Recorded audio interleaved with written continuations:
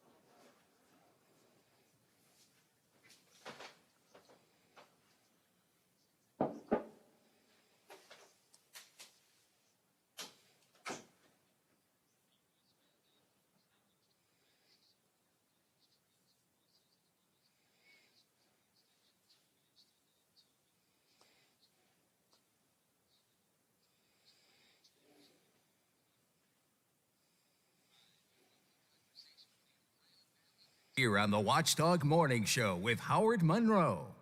Over the years, you've brought opioids into your home. They helped when you were in pain, and you held on to them just in case. But holding on to opioids puts your family at risk. Learn more at www.fda.gov/drug disposal.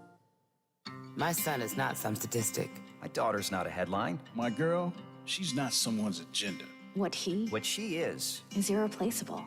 COVID hospitalizations of young people have tripled since the start of summer. So I talked to my daughter's doctor about COVID vaccines. And she said they're highly effective in preventing hospitalizations and deaths, even from the Delta variant. We can do this. Find vaccines near you at vaccines.gov, paid for by the U.S. Department of Health and Human Services. Do you enjoy sports betting or fantasy sports? If so, know that gambling's not a way to earn your income. BeforeYouBet.org helps keep gambling fun and assesses your risk for problem gambling. Be the fan with a plan this season and take our quiz at BeforeYouBet.org. The ONN Daily Podcast. Get a recap of all the day's news from across the state. The ONN Daily Podcast. Listen at ONNRadio.com or wherever you download your favorite podcasts from the Ohio News Network. Your friends and the members of Roofers Union Local 188 in Wheeling remind you that we are fortunate that when necessary, we have one of the strongest militaries in existence. The individuals who make up our military deserve our respect and support, and we salute them. This message from all the great and caring folks, that's the members of Roofers Union Local 188 out of Wheeling, representing licensed, bonded, and insured roofers for all residential and commercial projects. That's Roofers Union Local 188, wishing everyone a safe and healthy season. Get organized with help from Menards and Dakota Shelving. Whether you need a spot for extra storage or want to add an accent to your living space, Dakota has the shelf for you. With a variety of attractive finishes, your shelves are guaranteed to match your style. Keep your home neat and tidy and pick up an 8-foot by 11 3/4-inch pre-finished square edge shelf for just $9.99 after $5 rebate. Plus, a Menard gift card is always a great gift idea. Warm season's greetings to you all from Menards. Highland Sports Complex is the coolest destination for sports and entertainment the Ohio Valley has ever seen. Pop in for some open basketball in our field house or reserve some turf time for your next practice or game on our synthetic fields. Online registration is open for development classes and leagues for youth and adults. Highland Sports is also the hottest destination for birthday parties and other events. So come challenge yourself on our play climb and enjoy your favorite virtual reality game in the arcade. No memberships required, so visit highlandsports.com to find your next entertainment experience and get ready to reach new heights. The Watchdog Network wants you to take time for yourself and your family this holiday season and enjoy some of the events around our valley. Just in time for the holiday season, the Towngate Theater presents the timeless Christmas classic, The Gift of the Magi. This family-friendly show will be staged at the Towngate Friday and Saturdays through December 11th. Happy holidays from the Watchdog. Hello, everyone, from the Watchdog. I'm the Storm Tracker, Darnell Foster, with a look at your local weather forecast for your Thursday. Mostly cloudy and mild for December, 56 for the high. Overnight low of 34 degrees under mostly cloudy skies. Cloud sunshine for your Friday, with highs near 46. Have yourself a great day, everyone. From the Watchdog, I'm Darnell Foster. The views and opinions expressed on the following program are not necessarily those of this station or its sponsors.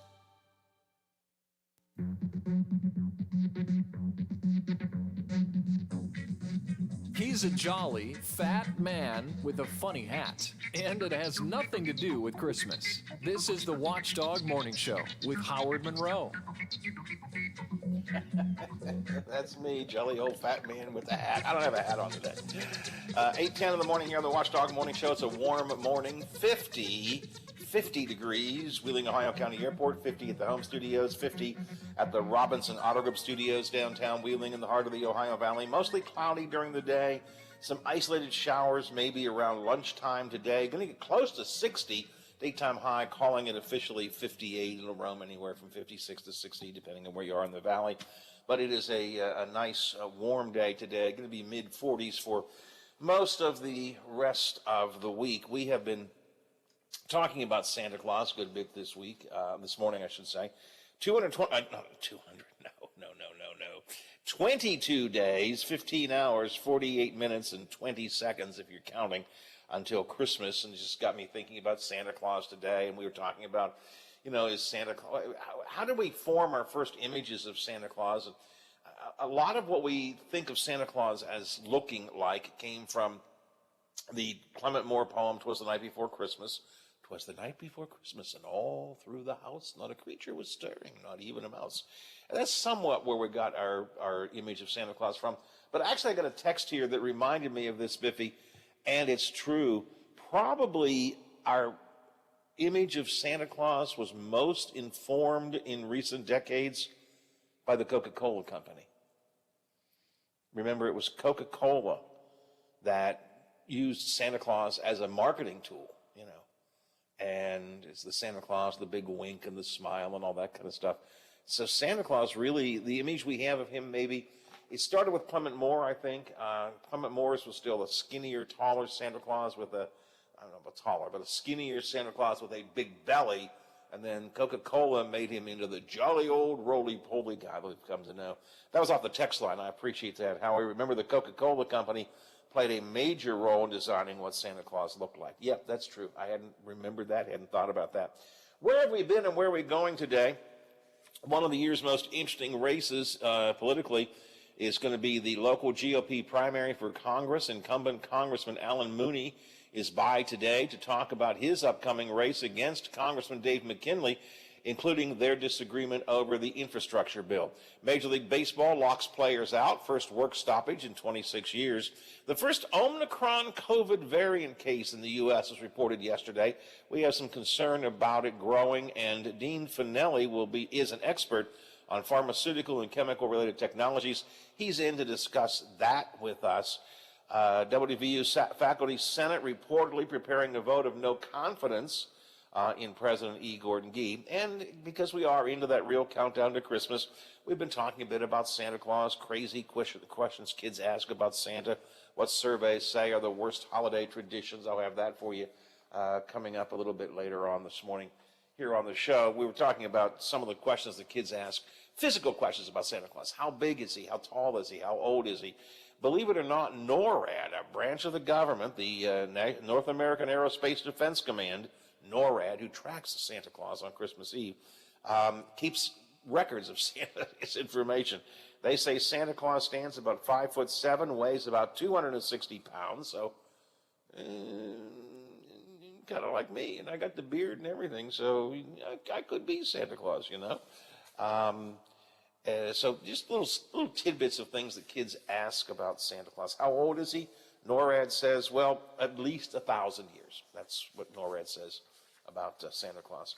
Kids are always wondering about it, and so those are some things that we have learned that they ask of NORAD, and I was just sharing that with you this morning here on the show. Don't forget, we have our own Santa Claus show, Letters to Santa Claus, coming up every evening, Christmas week here on the Watchdog, beginning on Monday the 20th. Again, correct my dates, Biffy. Monday of Christmas week is the 20th, right? Yes, it is. All right, so the 20th through the 23rd will be Letters to Santa Claus in the evening, every evening. We use our giant, powerful line that we connect to the North Pole so Santa Claus can have a direct connection to us. And kids around the Ohio Valley send letters to Santa Claus through their schools, and Santa reads them, and the elves are in the studio, and they share their perspective. God help us. And it's just a real fun show. Hopefully you will be tuned in. Everybody in the Valley tunes into the Santa Claus show when it comes up each year. It's one of the most fun parts of the year, I think, that we do. Before I get to my guest, Biffy, this story is not true for me, so I'm going to share it and see if it's true for you. When you were a kid, did your grandparents' gifts seem outdated to you or seem kind of silly to you? No, because let's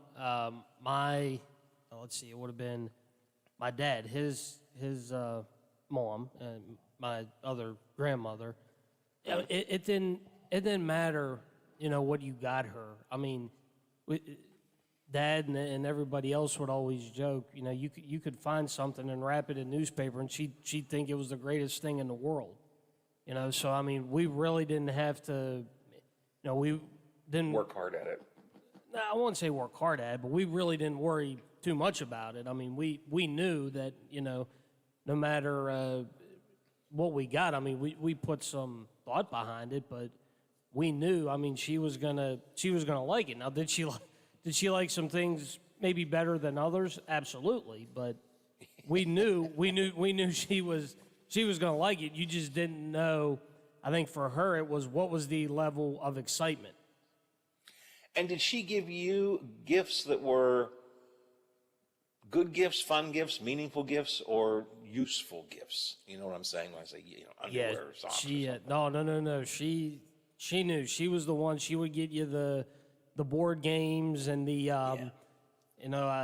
one Christmas when they were still living over on the island. She got the hockey game that caused quite the controversy that year because my brother didn't get to play his own Christmas gift because, of course, the adults wanted to act like kids again when they were younger, and my uncles and everybody were sitting around and they're playing games, and he's going, "Can I play?" And no. And they played that thing probably for at least a good 2-3 hours that one Christmas, and I just remember looking at my brother.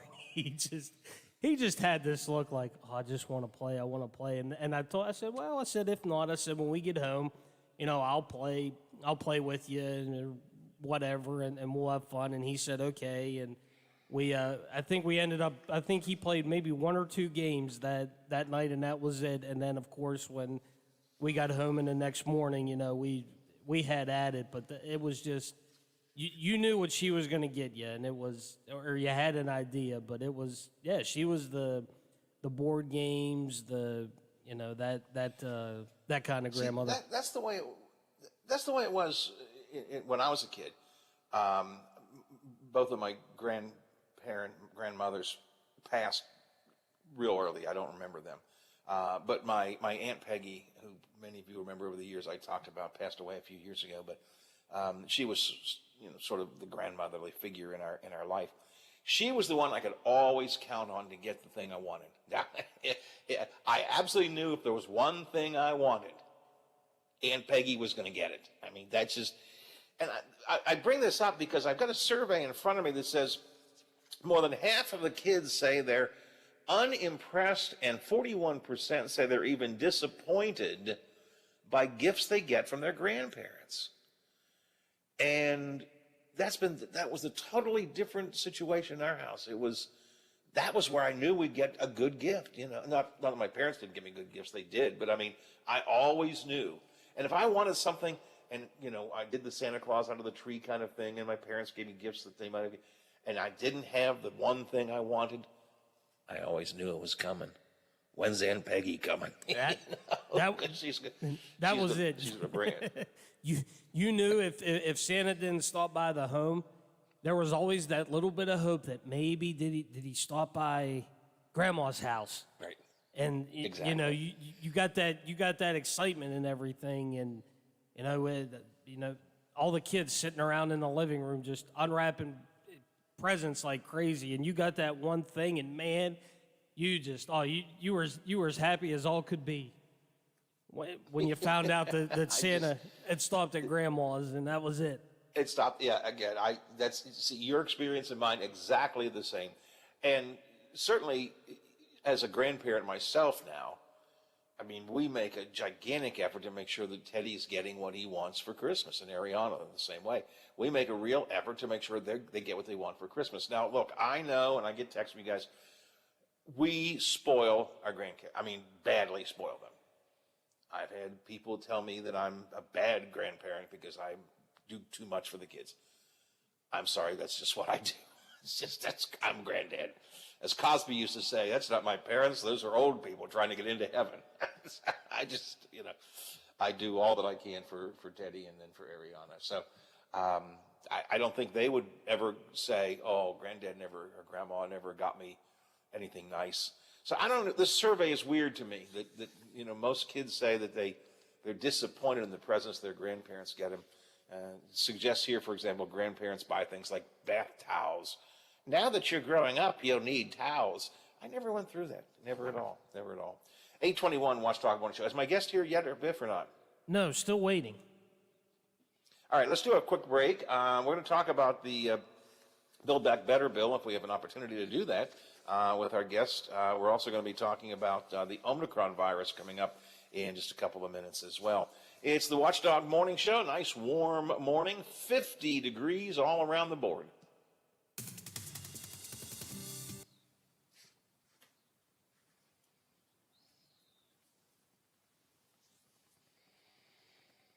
Well, I better double check on this, Biff.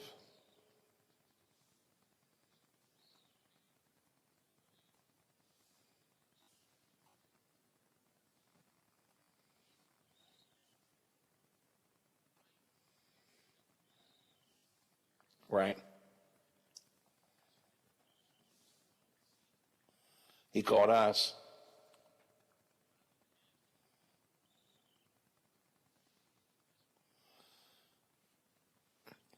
This was, I'm trying to find my notes here real quick. They did a Radio Row with this guy last week, and I couldn't do it. And I sent him a note and said I can't do it. But I would prefer, if we could do it this week, I would. And I gave him this date. And I know I got a response. And I thought the response, I know I got a response saying the time was right. Maybe we were supposed to call him. We're running short on time now, though. Can't even find it. Bottle. Let's try that.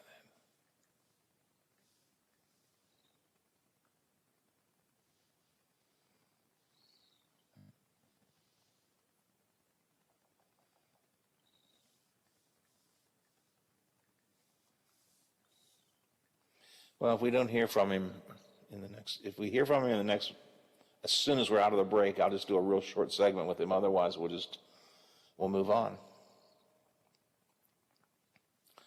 And I can't even find them. I know I got a confirmation email and I can't find it. Okay. Okay. All right. Well, with that in mind, I better find something else. We'll talk about Major League Baseball. I'm going to do that. Supporting local musicians since 1872. Play music for life.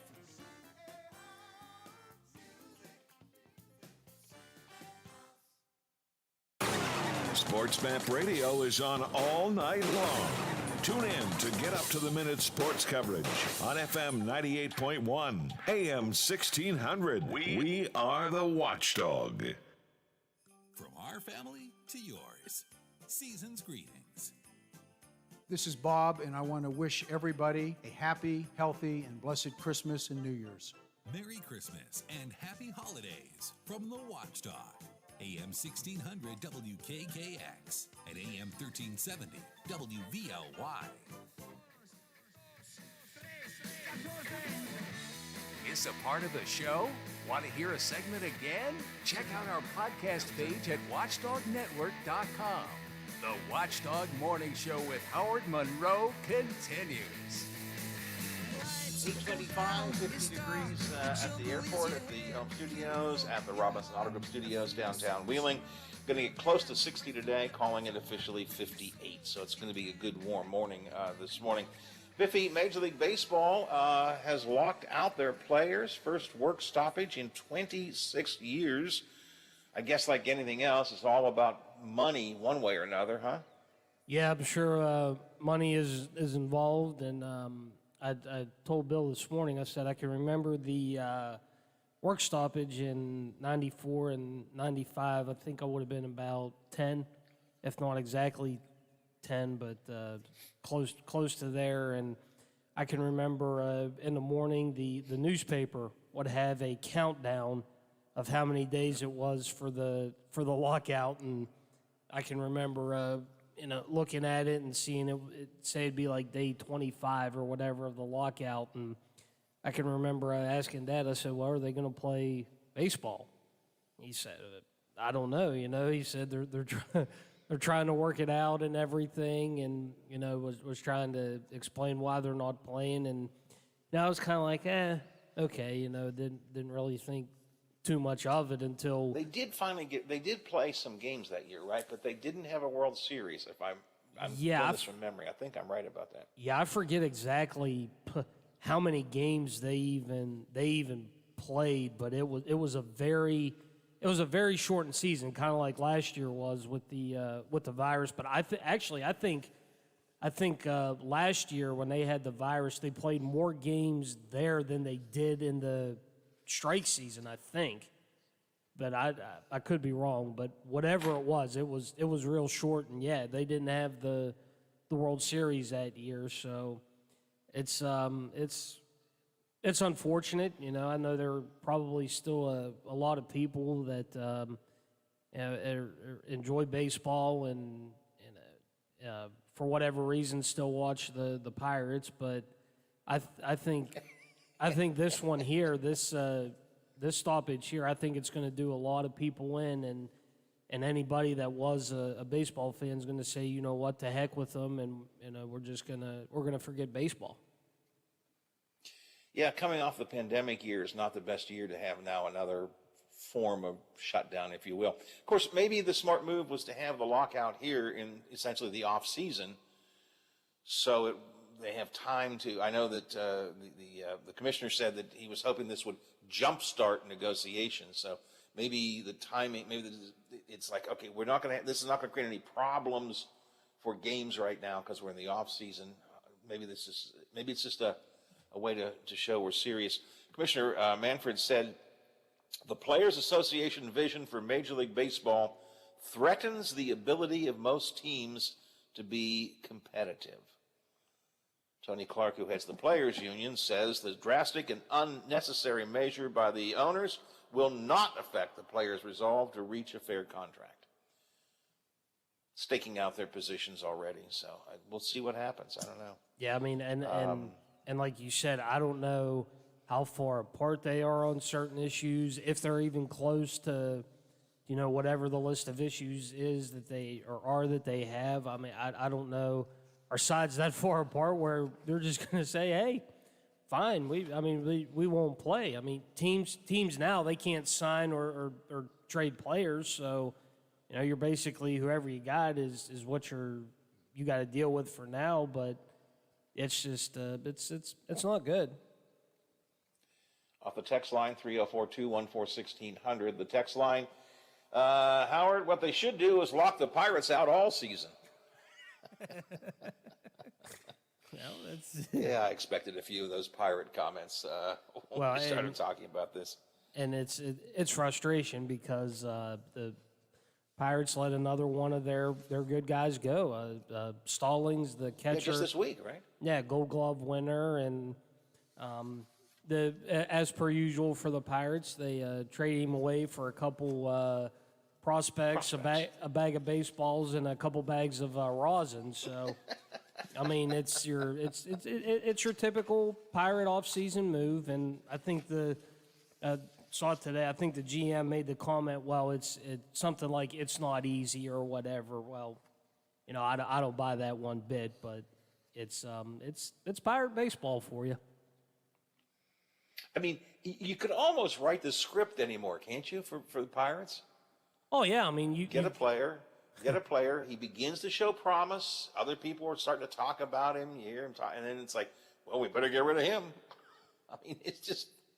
I mean, they have the statement or whatever. I don't know if they put out a statement or not, but I mean, all you got to do is just take out a few names and change a few things, and that's it, because it's the same year after year. Yep. Just keep the word. It is. It is the same thing year after year. I mean, the only thing you're changing is the number of prospects that you're getting. That's all you have to change, is just keep prospects in there, but the number changes. One trade, it could be one. The next trade, they're trading for three. It's like the Charlie Brown and Lucy football thing. Every year, Charlie Brown says, "Oh no, this year she'll hold the football for me, actually kick it," and she pulls it away. Every year, Pirate fans say, "Okay, maybe they're going to change this year. Maybe this year we got a couple of good players. Maybe we're going to keep them." And they run and they up to the football with all the excitement. And then Lucy, that would be Mr. Nutty, pulls the football out, and they all go flat on our face. We do it year after year after year. And of course, thinking that somehow things will be different. And of course, we saw it again this year, right before the agreement could not be reached. Yes, exactly. One more sports item. WVU announced their 2022 football schedule yesterday. I think we open up against Pitt, at Pitt. So that's the backyard brawl is going to be the opening game of the season. Let's see, first home game is against Kansas. Probably have more on the new schedule coming up with Tony Caridi. He's got the Morning Mountaineer Report. That's coming up in just a second. First, we'll check some Ohio Valley headlines from our friends at WTRF TV. The WTRF Channel 7 News Update is brought to you by Thomas Auto Centers, Mall Road, St. Clairsville. Get the best deal at Thomas Auto Centers. Now it's time for...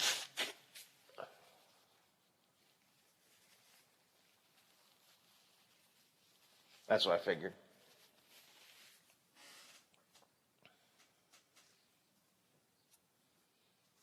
Yeah.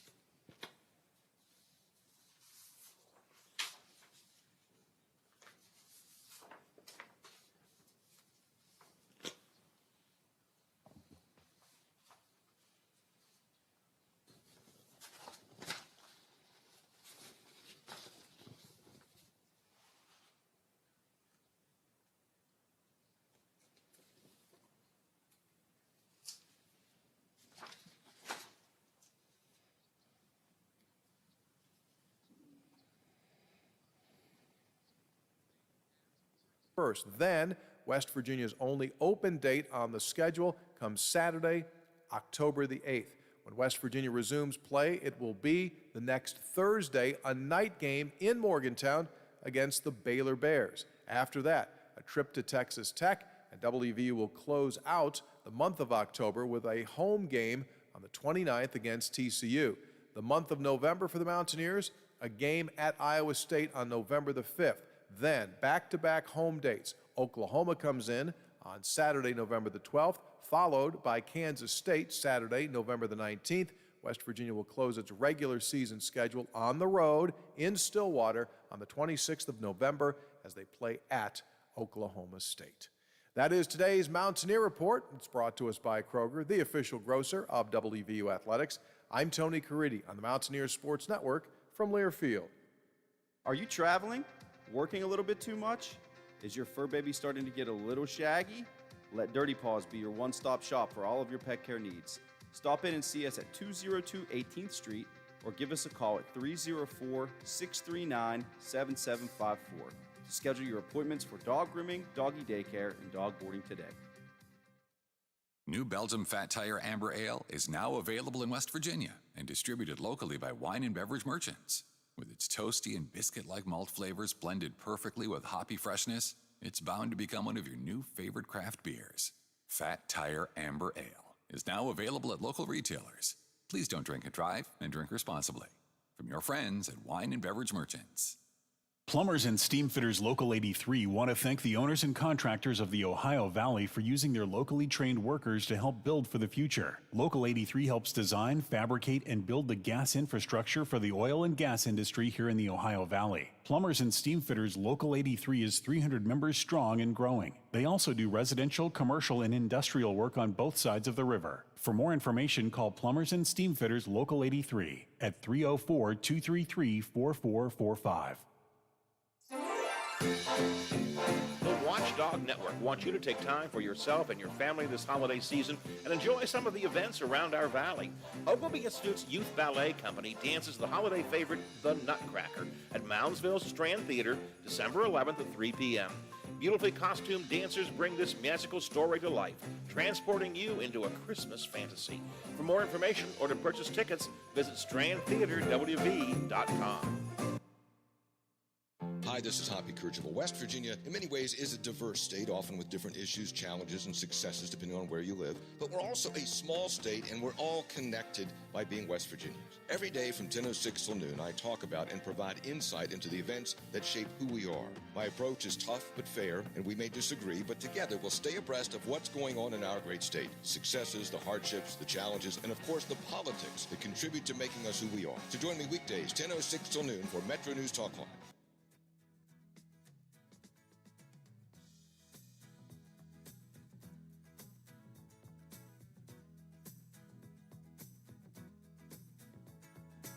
Live and local for the Ohio Valley. The Watchdog Morning Show with Howard Monroe continues. Warm morning this morning. A warm day is in store. Going to be cloudy today. Might see some showers around noontime, but get up to around 58 degrees. I like to call that pushing 60. 56 to 60, depending on where in the valley you might be. So it's going to be a nice warm day today. It's a warm morning already. 50 degrees at the Wheeling, Ohio County Airport. 50 degrees here at my home studios in the Elm Grove section of Wheeling, and 50 degrees at the Robinson Auto Group Studios downtown Wheeling. In the heart of the Ohio Valley, we've been talking a lot about Santa Claus today. I don't know why we get into the Santa Claus mood, but we're on our countdown to Christmas. Christmas is 22 days. Let me see, where am I here? 22 days, 15 hours, and 19 minutes away. Ho, ho, ho, we'll be here in just 22 days. Make sure your shopping is done. If it isn't done, get your wrapping done. Try and have some time to go out and do and enjoy some things around the Upper Ohio Valley. I always like to make sure you have time to enjoy yourself during the holiday season. So we've been talking about Santa Claus. Got a few more Santa things coming up. A reminder, our Santa show, Letters to Santa Claus, will be coming up on Christmas week. Monday, Tuesday, Wednesday,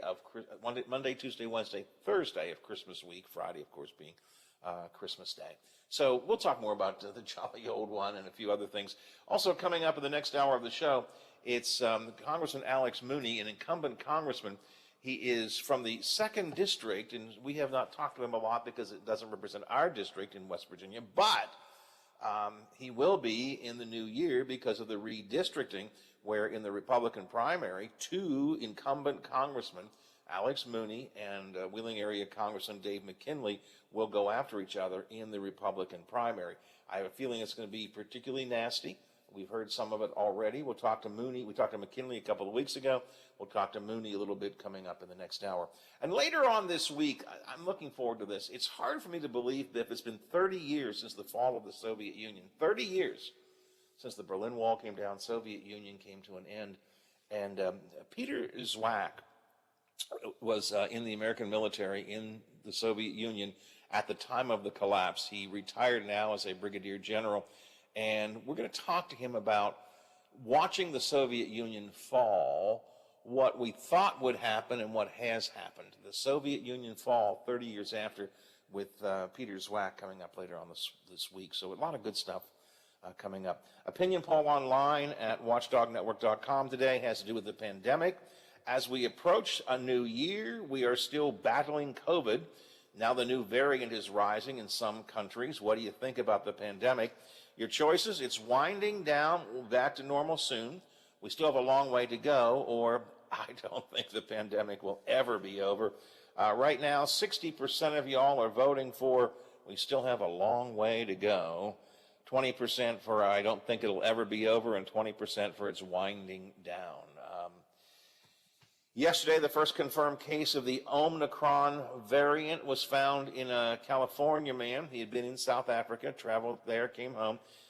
He had been vaccinated, and apparently the symptoms were not too terrible, but nonetheless, this Omicron is officially in the United States now. And I'm still struggling to try and figure out how concerned we ought to be about that and what it all means. Dean Finelli is a patent, regulatory, and transactional attorney in the D.C. area, talking about biotech and pharmaceutical issues. And so I thought he might put some perspective on this. Dr. Finelli, good morning. Welcome to the show. Good morning. Great to join you. Tell me, how concerned are you? How concerned do you think we should be? We don't know a lot about this Omicron thing, so is it something we ought to be worried about? What do you think? Yeah, at this point, I think unfortunately we're still learning a lot about it, and the answer is I really don't know. I think, like most Americans, it's more frustrating than concerning at this point. I mean, certainly, we saw how Delta came through when we saw that light at the end of the tunnel in March, and that kind of threw things sideways. We started to get through Delta now, and Omicron seems like it's a little more transmissible. But at this point, it's definitely not a reason to panic. We're not in the same place we were 2 years ago, roughly, when this first came about. There are therapeutics that are available now for people who aren't vaccinated or those that have breakthrough infections. But the best thing people can do now is just continue to get vaccinated, and we'll see if a booster with a specific vaccine for that variant is necessary. But at this point, we just don't know. We're making an assumption that the current vaccine will at least provide some protection if you get the Omicron variant. And as you say, it's conceivable that there may have to be some kind of an additional booster created. There was a lot of concern about the Delta, and it seems like we have forged our way through the Delta issue, and now comes Omicron. This is probably something that we're going to see ongoing. I mean, different variants will just spring up from time to time. It's not like COVID is one thing and one thing only, right? That's right. This is a virus, and similar to flu, it mutates. And, this is just a reminder that, this is a global pandemic. This is largely, these variants are produced by, as the virus replicates in unvaccinated people. So largely, we know sub-Saharan Africa is one of the least vaccinated places on the globe. So this really is a reminder that we have to get this handled from a global perspective. Even, we hear this continuous talk about the U.S. not being vaccinated to the extent that we want to be. But again, this is really a global issue that we have to address. And the U.S. is really doing a in my opinion, a good job. We've donated tens of millions of doses around the world, but this needs to be a more of a global effort, not only by the United States, by other Western countries that have excess vaccine. It's a good point. In the beginning, the very, very beginning of the pandemic, what's it been, 2 years ago now, I guess, I lose track of time, we really were focused on other global places in the world where the virus was beginning to rise, and we were concerned about, transmission via travel and so on. And we kind of have let that slide away, but here, this Omicron coming in from, I guess this particular case from South Africa, it's in several other places as well. It is a reminder of two things. Number one, that it is a worldwide virus, and number two, that we are an interconnected world anymore. That's absolutely right. I mean, we're a globalized world, we're a globalized economy, and people travel. And it's really, I think it was the right decision to have travel restrictions while we get our hands around this. But ultimately, that's not the answer. That's not going to keep this out and prevent this, no matter how good we think our travel restrictions are. I mean, we have to really increase the diagnostic testing to keep track of this. And most importantly, I think, at least in the U.S., people need to act responsibly. We need to, we have the weapons available. And if you're not one of those people that are vaccinated, take care of yourself and, wear a mask. And unfortunately, people don't want to hear that. But that's really, if you're not vaccinated, the best protection you have. You may have heard me mention we have a poll online at our website. I'm curious how you would answer it. Your thoughts on the pandemic. It's winding down. We'll be back to normal soon. We still have a long way to go, or I don't think it will ever be over. What do you think?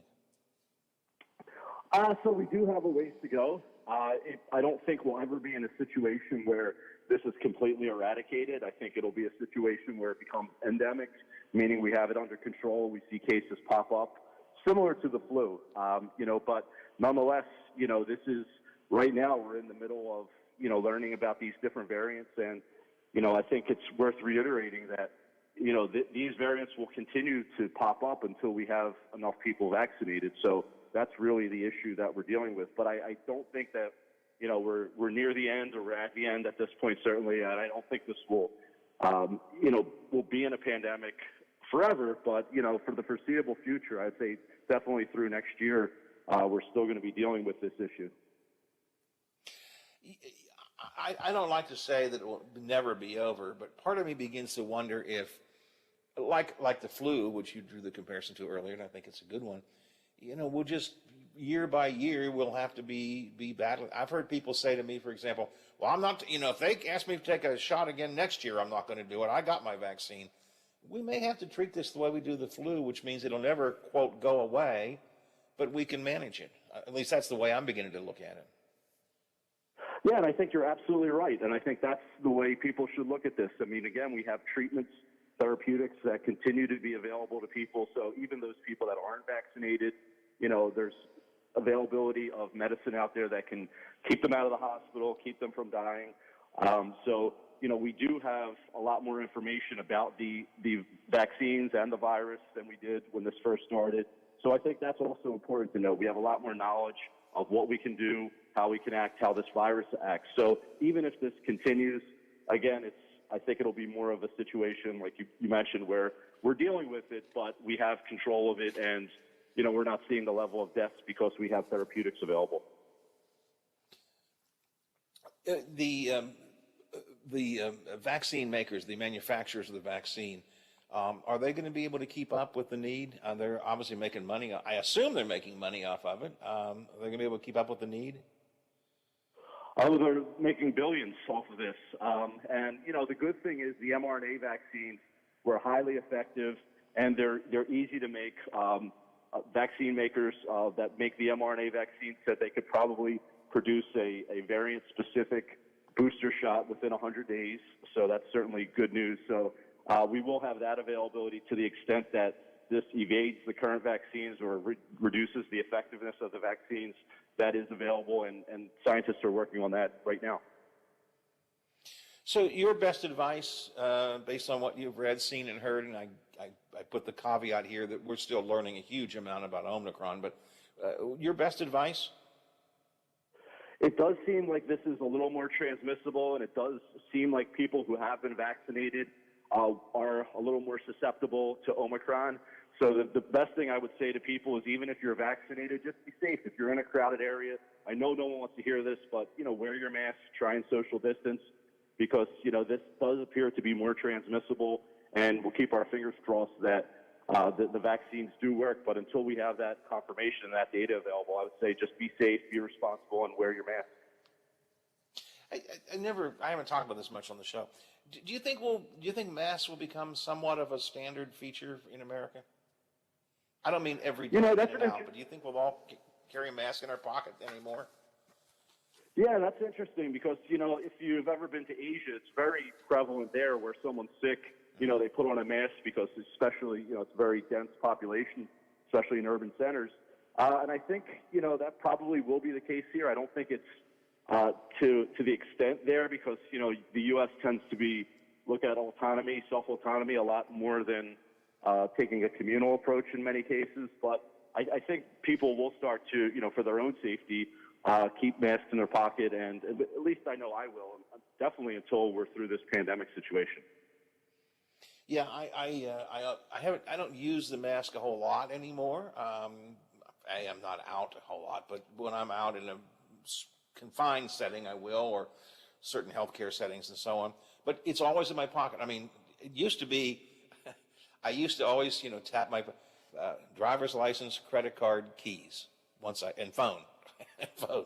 Once I had those things, I didn't worry. I knew I had everything I need. Now it's driver's license, credit card, keys, phone, and a mask. Always have a mask in my pocket. I don't always use it, but it's always there. And I think that's important. Make sure it's available because you never know. You may be out, you may have to get in an elevator, you may have to get into a crowded area, so it's always a good option to have. So I'm the same way, and I agree with you. I keep that in my pocket and, keep it in my wallet so I don't forget it. And I think we'll be doing it for a while. All right, Dean, I appreciate your time this morning. This is something I think we're just this Omicron thing, we'll try and figure it out as time goes by. It's only been really on our radar screen for about a week or so, so I think there's a lot of questions that have to be answered. We have some basic information about it. We're getting a sense of it, but there's a lot more yet to be answered. But I do appreciate you talking to us today and sharing your perspective. My pleasure. Thank you. Thanks a lot. Appreciate it. Dean Finelli with us, Dr. Dean Finelli, this morning here on the Watchdog Morning Show, talking about the Omicron variant. World Health Organization early in the week said it poses a very high global risk. Vaccinated people can get it, just as vaccinated people can contract the regular COVID, the Delta and others. The thing is, if you are vaccinated, the impact of it is very small. The other thing, which we haven't talked a lot about on this show, but Dr. Finelli there mentioned, there are now other kinds of medication. There's medication available to deal with COVID. In the very beginning, there were a couple of things that made COVID so horrible. It spread very quickly. It had a high mortality compared to other viruses. We had no vaccination, and we had no medication, basically. I mean, if you got it, you just had to live through it, hopefully. There are medical techniques they could use, including the vents at the end and so on. But now there's a pill that's coming out. There are medications available. Of course, there are vaccinations available, and I guess those are the big things we have to do. And I think, Biff, we will probably always be, a little more vigilant about washing our hands than we used to be. I know I am. I used to not be. I would kind of run my hands under the water. It's not that big a deal. Unlike Hoppy Kirchwell, who would do the doctor's surgeon thing all the time because he's a germaphobe. I think all of us will probably be a little more conscious from now on about washing our hands, making sure they're clean. I'm not saying overly, not going crazy about it, but I think we'll be more cautious about it. And I think, do you still carry your mask around with you? Yeah, I still have it. I got usually one in the passenger seat of the car, and every once in a while maybe one in my pocket. And they're there. I still have them for those very few occasions that I need it. But I still have. I got a little bottle of hand sanitizer at home. I got a little bottle here still. I mean, I haven't, completely just, done away with everything. Just little things here and there, still trying to do and keep going. But, other than that, that's pretty much it. Yeah, I don't. If I go to a doctor's office because they insist on it, or if I go to some sort of large confined gathering, I may put my mask on. But it's always in my pocket. I have an extra one in the car. And I think that's just going to become somewhat standard fare for all of us. I think we'll wash our hands more. We'll be more aware of sanitizer kind of stuff. I used to, I don't know what I want to use, I didn't laugh at, but, a lot of places put up, have the sanitizer stations in businesses and so on. And I have a couple of friends who would always, when they go in, they would stop and get the sanitizer and, rub their hands. And I was like, oh, come on now. I do that now. So I think these are just things that, we're gonna get out of this at some point. I don't think we'll ever. I think COVID is going to be with us, just like the flu was always going to be with us. But I think we've got a lot of ability to manage it. If more people would just get the vaccine, that's the big deal. All right, 3 before the hour. I'm almost out of time, but do I need to do a break, Biff? No, you are good. All right, so we'll talk more about Omicron maybe later in the week if we have time. Coming up in the next hour of the show, we'll talk with Congressman Alex Mooney. Mooney, of course, is the incumbent congressman from the 2nd Congressional District, which didn't used to be our district, but now we are the 2nd District after the redistricting was done in the legislature because of the census. So now the 2nd District includes what had been the 1st, which is the one that Dave McKinley represents, and also parts of the Eastern Panhandle, and that's where Mooney resides. So it's going to be 2 incumbent congressmen, Alex Mooney and Dave McKinley, going against each other. Mooney has the Trump endorsement. I'm sure he will tell us that coming up in the next hour of the show. McKinley is quite well liked in the community that he is in, is well known in the 2nd District, what used to be the 1st. Geographically, the new district is more amenable to McKinley. More of McKinley's district is in this new district than Mooney's. So it's hard for me to figure out where this is going to go. And we're going to be following the election quite a good bit coming up. So next hour, Alex Mooney is going to be with us. We'll talk about the infrastructure bill, which is one of the big issues of contention. We'll talk about the election coming up. I want to ask Congressman Mooney about the ethics issues that have been raised against him and whether or not that's a fair campaign issue for Dave McKinley to raise, if Dave McKinley does raise that. So we've got a lot of conversation coming up next hour with Congressman Alex Mooney here on the Watchdog Morning Show. 50 degrees all across the board. It's going to be close to 60 before the day is over and done with. It's 9 o'clock, and we'll let ABC cover the world for us right now.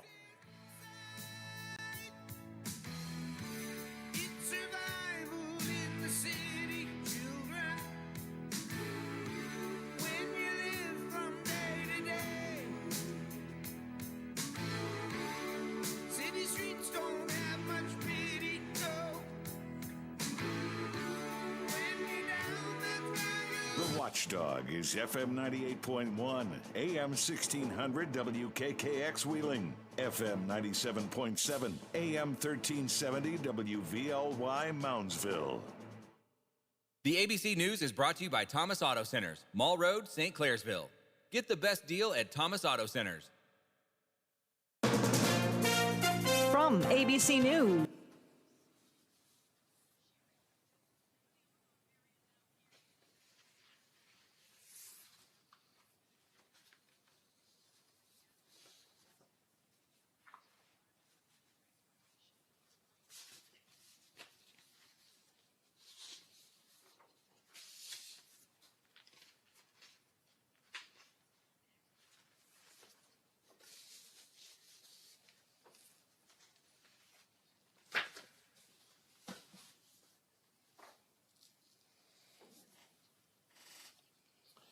Biff, I don't know if you could tell, I had lost my notes on that last guy. I didn't quite know where I was going with it.